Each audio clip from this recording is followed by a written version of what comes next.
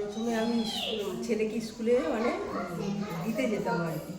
তো তখন হঠাৎ একদিন ওই যেতে যেতে আর কি কাজল কাকিমার সঙ্গে দেখা হয়। উনি দোকানে আর কি দোকান আছে, ওনার মুদিখানার দোকান আছে। তো আমার শাশুড়ি খুব অসুস্থ ছিল। তো তখন হঠাৎ করে ওই কাকিমা বলে যে এরকম তোমার শাশুড়িকে আমার কাছে পাঠিয়ে দিও না।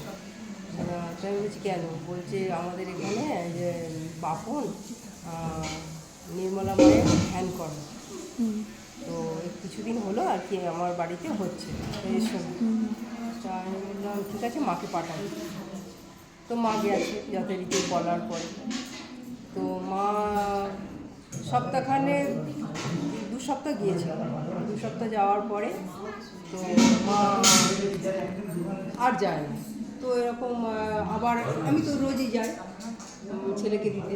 তো হঠাৎ করে কাকিমা জিজ্ঞাসা করলো যে এরকম তুমি একদিন এসো না বলতে, তারপরে আবার আমি গেলাম 2011 সালে।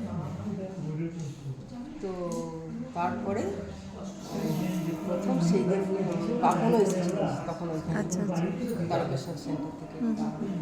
তারপরে মাকে পেলে 2011 ওটা ছিল এপ্রিল মাস। আচ্ছা আচ্ছা আচ্ছা। না, হ্যাঁ এপ্রিল মাস।